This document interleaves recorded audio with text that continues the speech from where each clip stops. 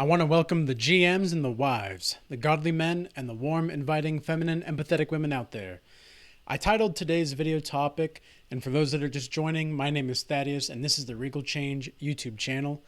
I decided to title this topic for today as Sometimes Life is Like a Cold Shower.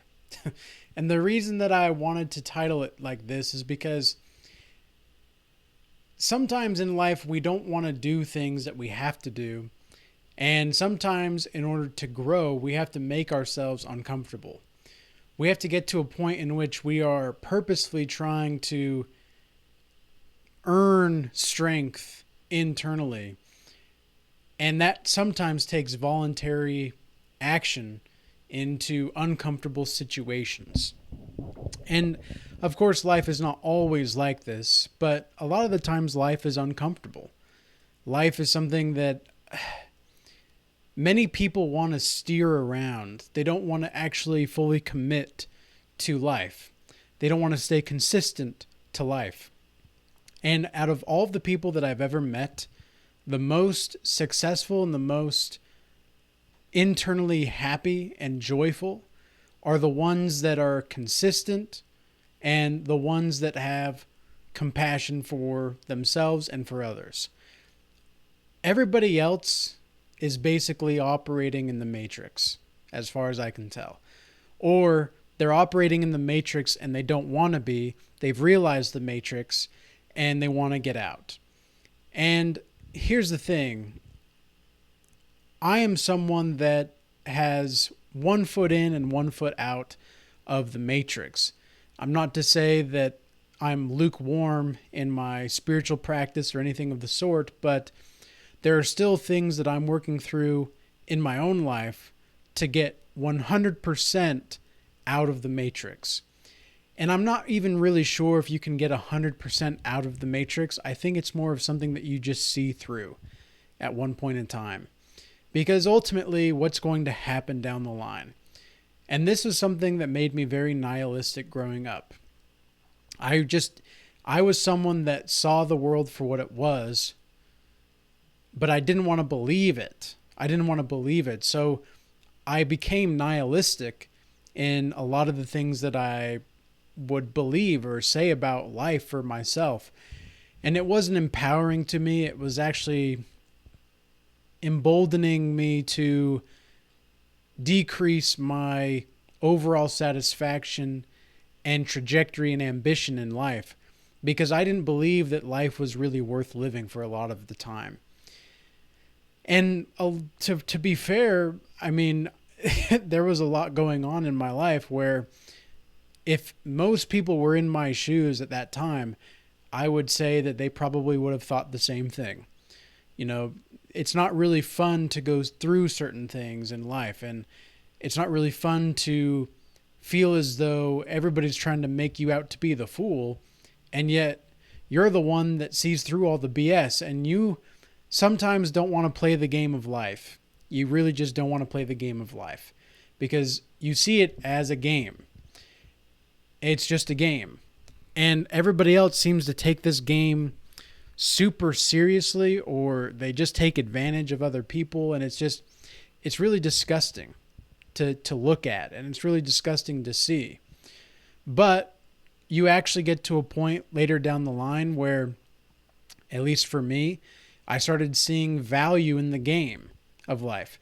Sure, it's not necessarily the most fun thing in the world, but what else are you going to do? Are you going to feel sorry for yourself like for the rest of your life? I mean, it's better to sometimes play the game. Like the Bible says that sometimes it is more wise to be silent. Something along those lines, right? So the exact scripture escapes me at the moment, but I believe it's in Proverbs where it says that sometimes it's better to be the silent person, because even then the people will think the silent to be wise, something along those lines. And so what exactly does that have to do with anything regarding why life is like a cold shower?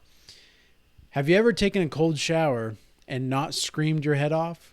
Like, have you ever taken a cold shower and really just sat in it? Just sit in it, or ice bath, whatever you want to, whatever floats your boat. Ice probably wouldn't float your boat, but you understand what I'm saying. The ice cold shower is going to make you stronger internally. And if you can be silent in that time of inner struggle, because you're voluntarily going against something that is absolutely against your biological nature. Like, your biology is screaming, what the hell are you doing? That's cold. You don't go to the cold. We want to stay warm. We're warm-blooded. We're a warm-blooded animal. But here's the thing, though. You're going to have a lot of benefits that are just not psychological, but also physiological.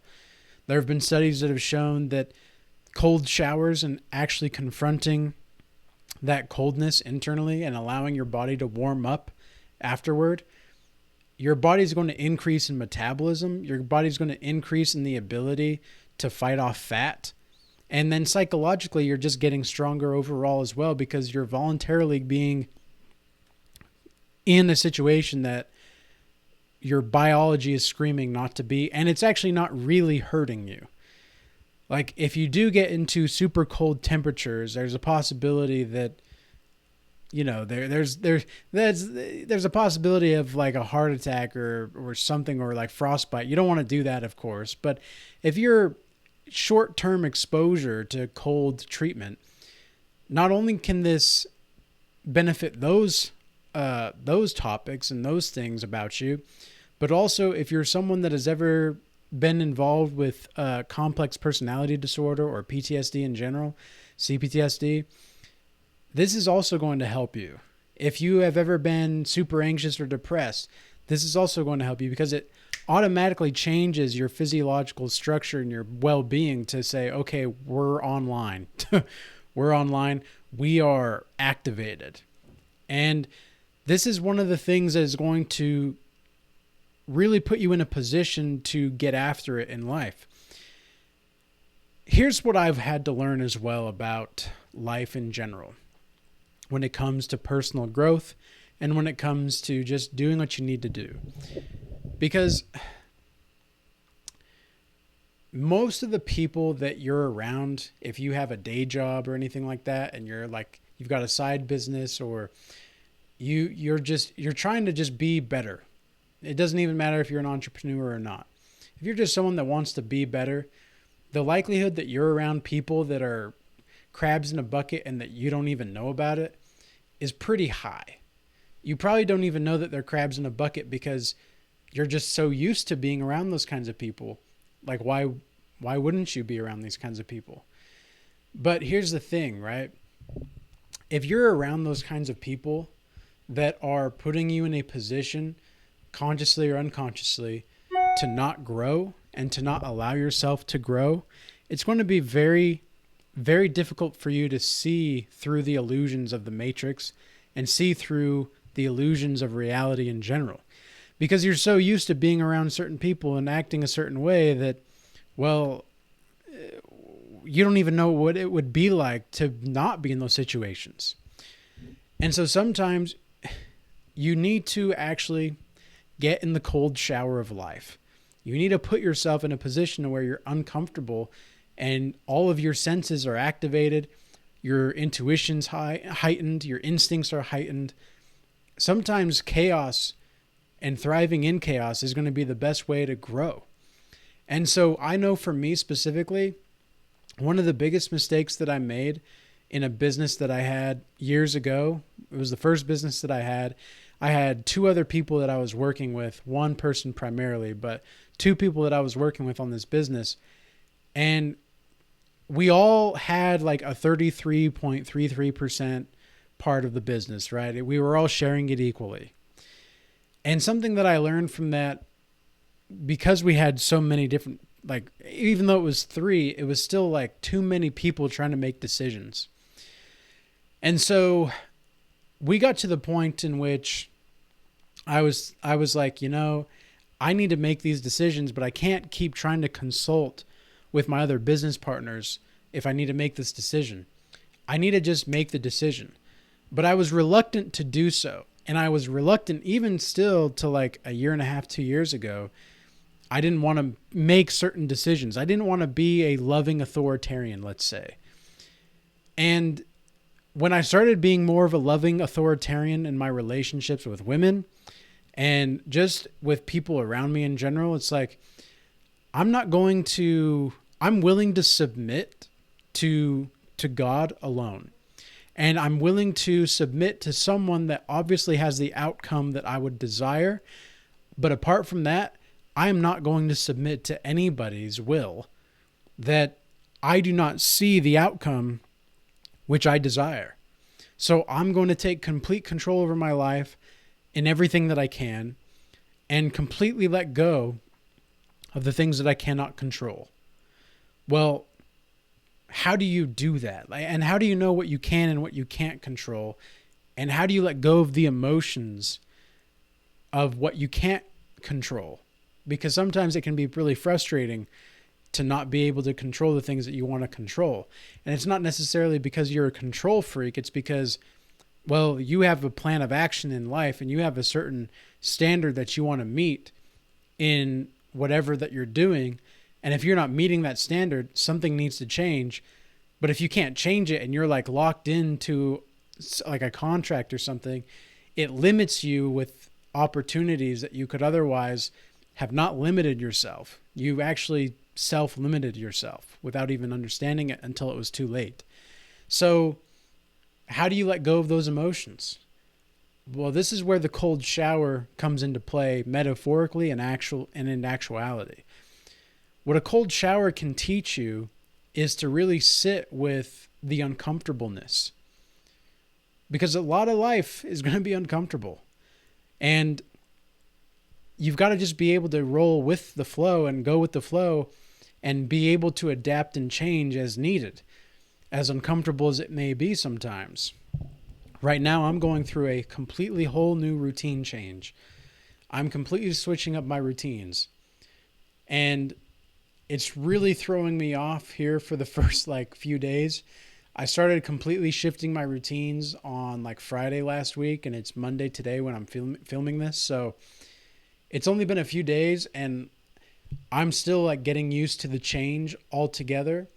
But I've already learned so much within those few days about certain kinds of changes that I needed to make and how I can adjust going forward and how to more be smart with my time. Because I want to invest my time. I do not want to spend my time. And if you look around you, so many people are just spending their time. They're just completely, it's like, they're popping seconds like ones at a strip club. That's how crazy it is. They're just throwing their time away.